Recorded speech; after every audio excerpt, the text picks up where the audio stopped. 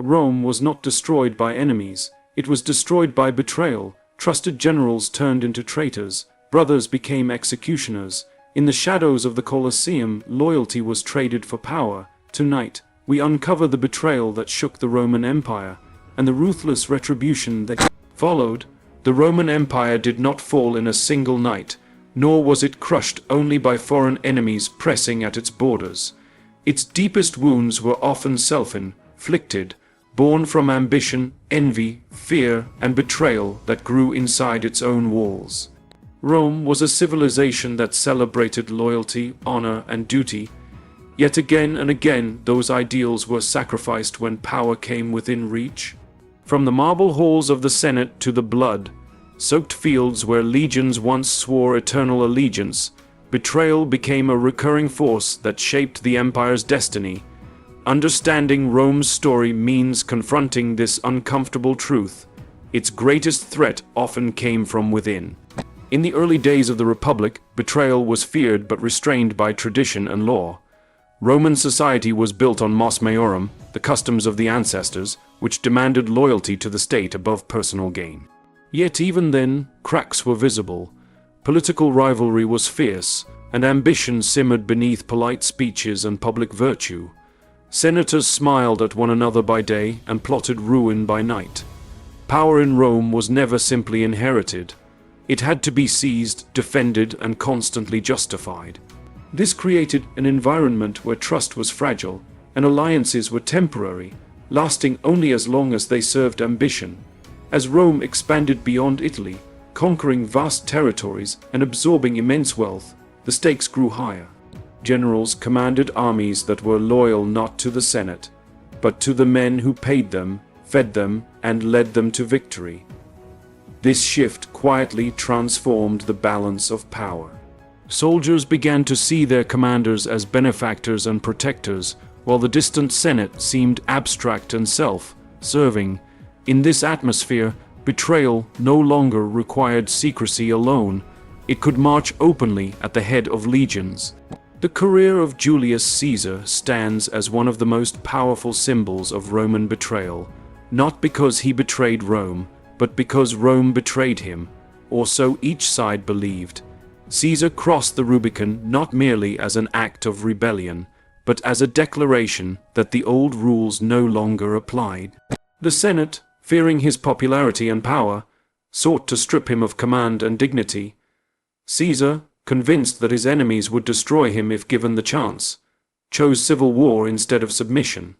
Rome tore itself apart, brother against brother, senator against senator, in a conflict where loyalty was measured not by law, but by survival. When Caesar emerged victorious, he offered mercy to many of his former enemies, believing reconciliation was the only way to heal the Republic.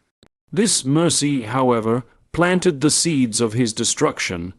Those who accepted his forgiveness often did so not out of loyalty, but out of calculation. They feared his power even as they benefited from his grace. In the Senate, whispers grew louder that Caesar aimed to become king, a title Romans despised. Men who owed him their lives convinced themselves that killing him was an act of patriotism. On the Ides of March, betrayal took physical form, carried by daggers hidden beneath togas, wielded by men who called themselves liberators. Caesar's death did not restore the Republic. Instead, it unleashed a new cycle of vengeance. Betrayal was answered not with forgiveness, but with retribution on a scale Rome had never seen. The assassins discovered too late that removing a man did not remove the forces he had unleashed. Power rushed to fill the vacuum, and those who hesitated were crushed. Octavian, Mark Antony, and Lepidus formed the second triumvirate, presenting themselves as restorers of order while openly embracing terror as a political tool. Proscriptions followed, lists of enemies posted publicly, where betrayal could be rewarded with gold and loyalty punished with death. In this new Rome, trust became a liability. Friends denounced friends, sons betrayed fathers, and slaves turned against masters, not always out of malice, but out of fear. Survival demanded choices that would once have been unthinkable. Retribution was swift and absolute, designed not just to punish, but to intimidate. The message was clear: loyalty to the wrong person would cost everything. Rome was no longer governed by laws and traditions alone, but by raw power and the threat of violence. As Octavian eventually emerged as Augustus, Rome entered the Age of Emperors, an era defined by stability on the surface and suspicion beneath. The emperor was portrayed as the father of the state, yet he ruled knowing that betrayal could come from anywhere. Senators plotted in silence, generals dreamed of purple robes, and even family members could not be fully trusted. The palace became a place of intrigue, where smiles concealed daggers more effectively than shadows. Augustus learned from the fate of Caesar and ruled carefully, rewarding loyalty and eliminating threats quietly, but the system he created made betrayal inevitable. Under later emperors, paranoia often replaced wisdom. Tiberius withdrew from public life, ruling through fear and informants. Accusations of treason multiplied, and betrayal became a currency, traded for favor and survival. Caligula's reign demonstrated how absolute power, combined with insecurity, could turn an emperor into a tyrant and his court into a nest of conspirators. Those closest to him feared him the most, and in the end, it was his own guards who ended his life. Retribution followed swiftly, as Rome attempted once again to stabilize itself by erasing the memory of the fallen ruler. Nero's story further reveals how betrayal and retribution fed each other in a deadly cycle. Initially guided by capable advisors, Nero gradually isolated himself, driven by suspicion and resentment. He saw enemies everywhere, real or imagined. Senators were forced to choose between humiliating obedience and fatal resistance. When conspiracies were uncovered, punishment extended beyond the guilty to anyone connected to them, reinforcing a climate where betrayal seemed safer than loyalty. By the time Nero fled Rome, abandoned by those he believed were devoted to him, betrayal had become the empire's defining language. The military, once the backbone of Roman unity, increasingly became an instrument of betrayal. Emperors were made and unmade by legions who shifted allegiance based on promises of pay and privilege. The Year of the Four Emperors showed how quickly loyalty could change and how devastating the consequences could be. Cities burned, provinces rebelled, and countless lives were lost, not because Rome lacked strength, but because its strength was turned inward. Retribution followed each change of power, as new rulers sought to secure their position by eliminating supporters of their rivals. Yet betrayal was not always driven by greed or fear alone. Sometimes it was born from genuine belief that Rome could be saved only by removing those in power. These acts, however idealistic, rarely achieved their intended results. Each betrayal weakened institutions further, making the empire more dependent on individual rulers and less capable of peaceful transition. Retribution, meant to restore order, instead deepened divisions and normalized cruelty. Rome survived these cycles not because betrayal made it stronger, but because its resources were vast and its people resilient. By the time the empire reached its later centuries, betrayal had become almost expected. Usurpers rose from the ranks of generals, emperors were overthrown by their own troops, and alliances with foreign powers blurred the line between defense and treason. Retribution continued, but its effectiveness diminished. Killing one rival only created space for another. The moral authority of the state eroded, replaced by a brutal pragmatism that valued control over legitimacy. This first part of Rome's story reveals a tragic pattern. Betrayal was rarely a sudden act. It was the final step in a long process of mistrust, ambition, and systemic decay. Retribution, while satisfying in the moment, often ensured that the cycle would repeat, harsher and more destructive each time. Rome's greatness was undeniable, but so was its vulnerability to the human flaws it could never fully overcome. The empire's history is not just a tale of conquest and glory, but a warning about what happens when loyalty is replaced by fear and power becomes the only measure of worth. As the Roman Empire moved deeper into its imperial age, betrayal stopped being an exception and became an expectation. Power no longer rested on shared ideals or republican memory, but on control of armies, wealth, and fear. Emperors ruled knowing that their authority was never permanent, only borrowed until someone stronger, smarter, or more ruthless emerged. In this environment, loyalty was rarely moral. It was transactional. Men followed rulers not because they believed in them, but because they feared the consequences of standing alone. Betrayal was not always whispered in secret corridors. Sometimes it was announced by the sound of marching legions changing banners. The distance between Rome and its provinces widened this instability. Generals stationed far from the capital wielded immense authority, commanding soldiers who depended on them for pay and survival. These men lived among their troops, shared victories and hardships, and earned loyalty that the emperor could not easily replace. When ambition grew, betrayal became a calculated gamble.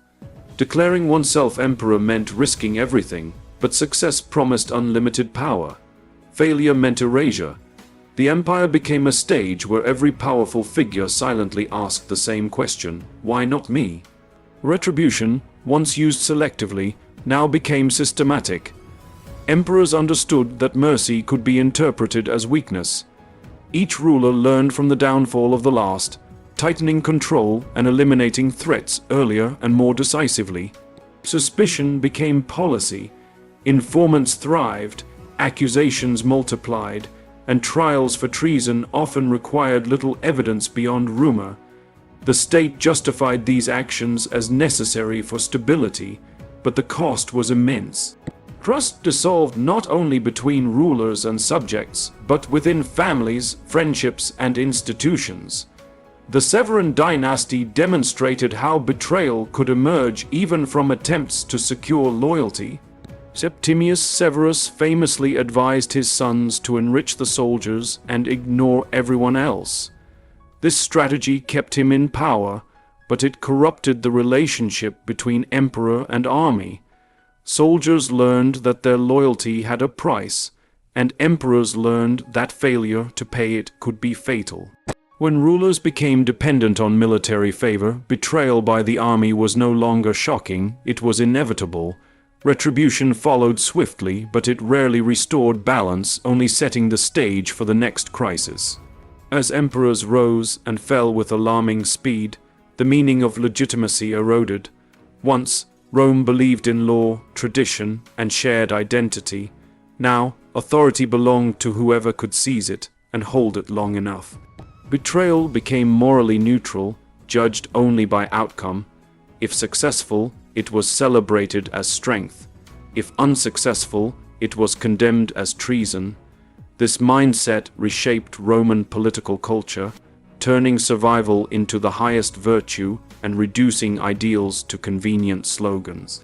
Civil wars became more frequent, each one justified as a necessary correction to previous corruption.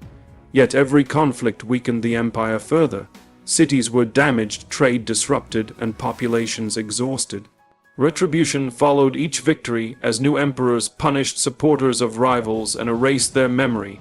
Statues were destroyed, names removed from records, and histories rewritten. Rome tried to control the past as a way to secure the future, but these acts only deepened resentment and instability.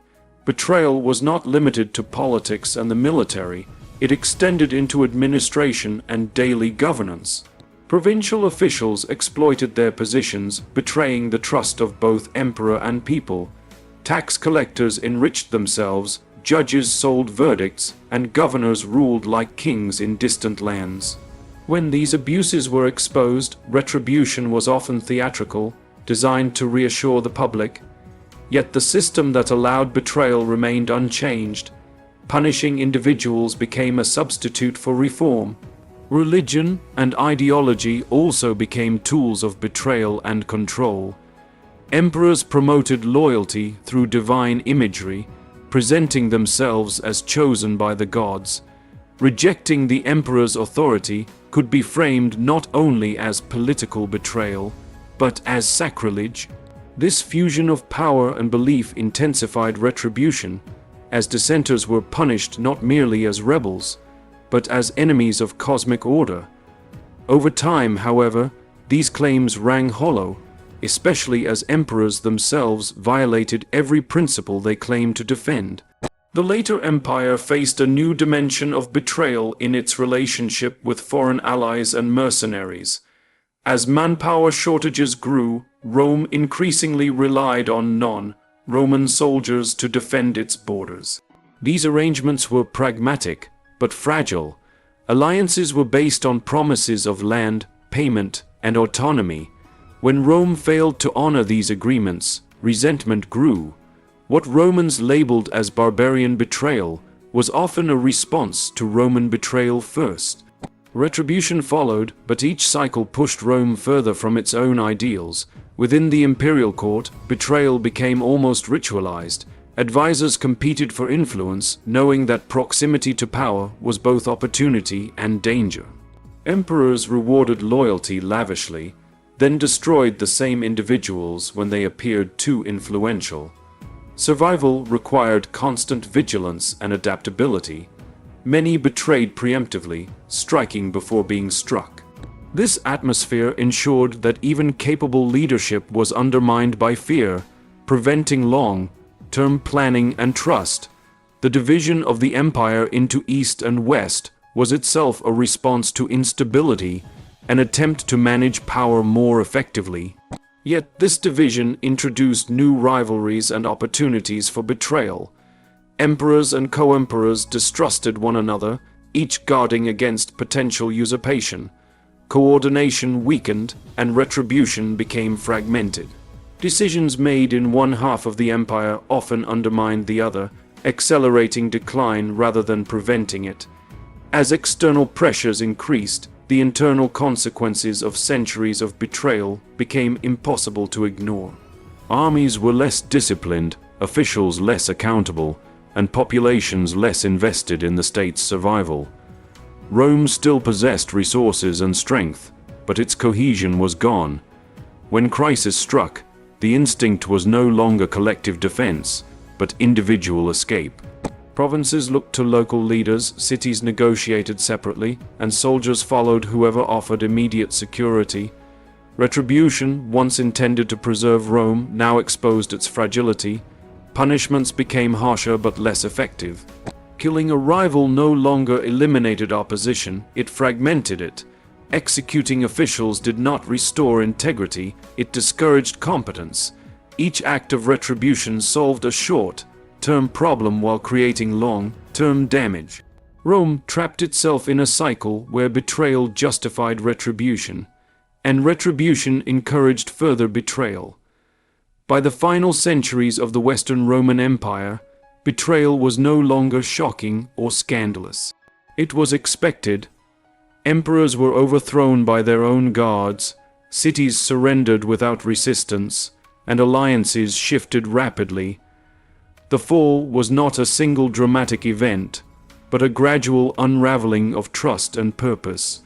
When Rome finally lost control of the West, it was not simply because enemies were strong, but because Rome no longer believed in itself enough to resist. Yet even in decline, the Roman story offers more than tragedy. It reveals how powerful systems can be undermined not by lack of strength, but by erosion of trust. Betrayal flourishes where institutions fail to balance ambition with accountability. Retribution, when used as a substitute for justice, becomes a weapon that turns inward. Rome's experience reminds us that empires are not destroyed only by external forces, but by the choices they make in response to fear and power. This second part completes the picture begun earlier. Rome's history of betrayal and retribution was not accidental. It was the outcome of structures that rewarded ambition without restraint and punished dissent without reform. The empire survived for centuries despite these flaws, but never escaped their consequences. In the end, Rome did not simply fall, it exhausted itself, consumed by cycles it could no longer control. As the Roman Empire moved further into its later centuries, betrayal became woven into the very structure of power. Authority no longer depended on shared ideals or respect for institutions, but on the ability to command loyalty in a world ruled by fear and uncertainty. Emperors understood that their position was fragile, held only as long as they could satisfy the army, silence rivals, and control perception. In such an environment, loyalty was temporary and conditional, while betrayal was often seen as a rational strategy for survival rather than a moral failure. The growing dominance of the military accelerated this transformation. Legions increasingly decided who ruled Rome, not laws or traditions. Soldiers followed commanders who promised rewards, stability, and protection, and abandoned emperors who failed to deliver. This shift meant that betrayal could occur on a massive scale, with entire armies switching allegiance overnight. Retribution followed each transfer of power, as new rulers punished those who had supported their rivals, reinforcing the lesson that loyalty to the wrong person was a fatal mistake. Civil wars became more frequent and destructive, each one weakening the empire further. Every conflict was justified as a necessary act to restore order, yet each victory was followed by purges, confiscations, and executions that deepened resentment. Retribution was no longer about justice or restoring balance. It was about eliminating future threats. This constant cycle eroded trust not only among elites, but across society, as ordinary people learned that political change always brought suffering. Betrayal also thrived within the imperial court. Advisors, generals, and family members competed for influence, knowing that proximity to power was both an opportunity and a danger. Emperors rewarded loyalty generously, but often destroyed the same individuals once they appeared too powerful. Fear replaced cooperation, and preemptive betrayal became common. Many chose to strike first rather than wait to be accused, creating an atmosphere where no relationship felt secure. As administration weakened, betrayal spread into governance itself. Provincial officials exploited their positions, betraying both the emperor and the people they governed. Corruption became widespread, and when abuses were exposed, retribution was often harsh but selective. Punishing individuals created the illusion of control while the deeper problems remained untouched. Over time, people lost faith in the state's ability to protect them or act fairly, weakening their sense of loyalty to Rome. Rome's reliance on foreign allies and mercenary forces introduced another layer of instability. Agreements were made out of necessity, not trust, and often broken when convenient. When these groups rebelled, Romans labeled their actions as betrayal, ignoring their own failures to honor promises. Retribution followed, but each conflict reduced Rome's ability to defend itself, pushing the empire further into dependence on unreliable alliances. The division of the empire into eastern and western halves was an attempt to manage these pressures, but it also created new rivalries. Cooperation weakened as emperors and co-rulers suspected each other's intentions.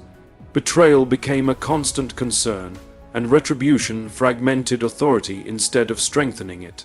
Decisions made to secure one region often harmed the other, accelerating decline rather than preventing it. By the final centuries of the Western Roman Empire, betrayal was no longer shocking.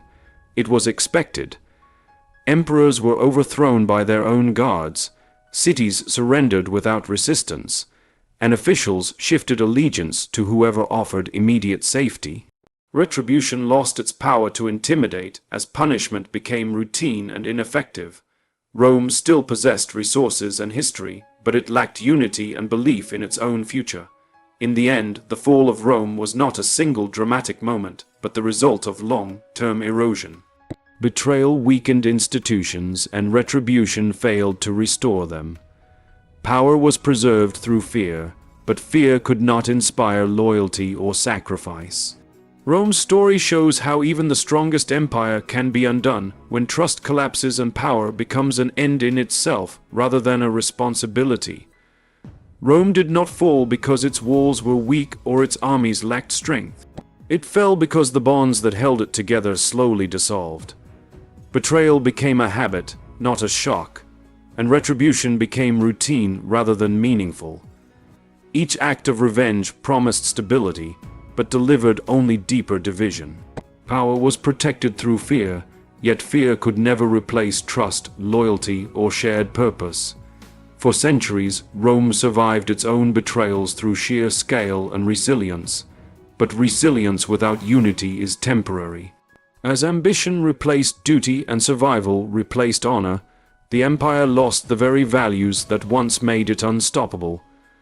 Leaders ruled to secure their position for another day, not to build a future worth defending. Soldiers fought for rewards, not for Rome itself. Citizens adapted to instability instead of resisting it. In the end, Rome was not defeated by a single enemy or a final battle. It was undone by a long chain of choices, choices that rewarded betrayal and answered it with endless retribution. When loyalty became dangerous and trust became naive, the empire had already lost, even if it continued to exist in name. Rome's story is not just ancient history. It is a warning carved into time. No empire, no nation, and no system can survive when fear replaces justice and power stands above principle. Strength can conquer territories, but only trust can hold them together. When that trust is gone, even the greatest empire becomes hollow, and eventually it fades into memory.